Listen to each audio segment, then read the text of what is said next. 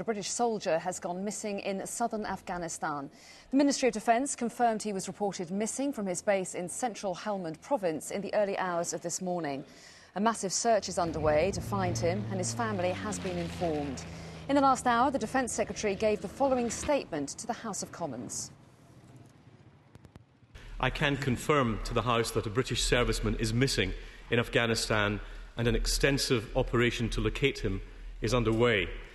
The individual was based in central Helmand and was reported missing in the early hours of this morning.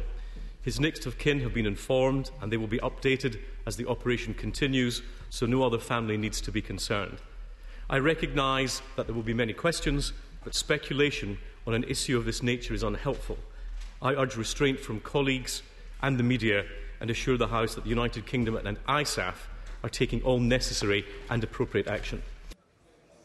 Well, let's talk about this a bit more with our Defence correspondent Neil Patterson, who's here with me in the studio. So how much is the Ministry of Defence and the Defence Secretary saying about this? Not very much, and for good reason. They will wish to investigate as fully as possible before releasing any other information.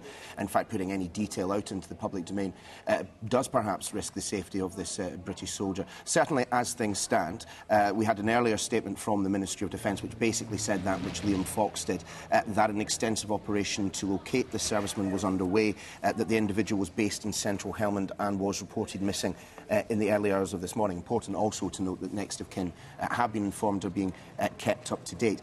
My sources are providing just a couple of extra bits of information on top of that.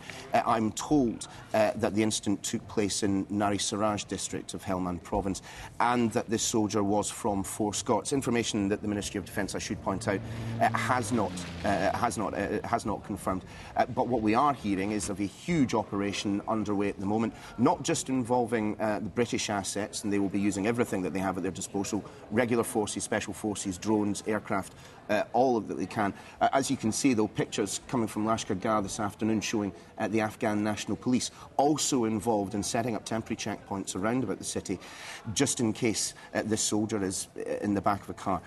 My sources are saying for the time being this is a search and rescue operation. No body has been found.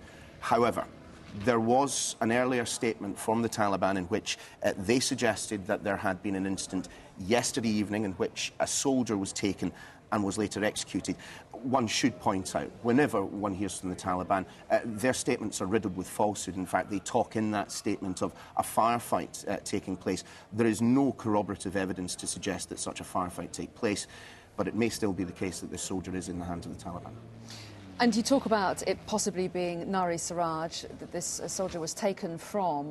What are British soldiers involved in that area? What kind of operations? Well, very recently they were involved in a joint operation with the Afghan security forces, Operation Omid Haft. In essence, it was an attempt to try and drive out the Taliban from places such as Kopak, Malgir, Loimande, areas of both Nari Siraj and Nadia Ali province.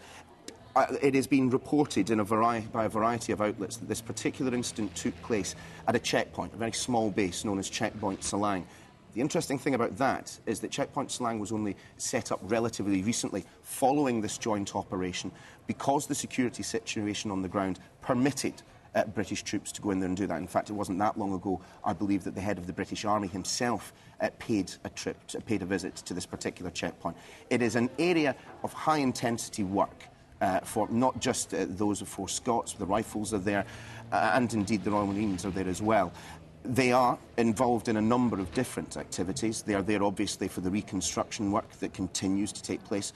They're there for the transition work, that is, getting the Afghan security forces ready to take control of their own security. But they are still involved in trying to clear the insurgents from the region and then ensure that the insurgency does not creep back in. That occupies a huge amount of their time. And Neil, how unusual is an incident like this? How often have we seen the Defence Secretary having to stand up and make an announcement like this? Well, we haven't seen the British Defence Secretary.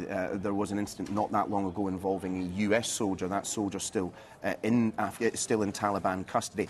It is a break from the norm. That's not to say that the Taliban wouldn't do whatever they could to secure themselves the target of a coalition soldier within their custody. The PR battle still rages on, and one would expect them to, if that was indeed the case, to release some information on that point. However, these firefights are highly intense, highly dangerous. And the Afghan insurgents are the same as the British. If there is a situation in which they feel that they cannot safely get themselves out of harm's way whilst they have a captive with them, then they will not hesitate to execute that captive. No, Paston, thank you.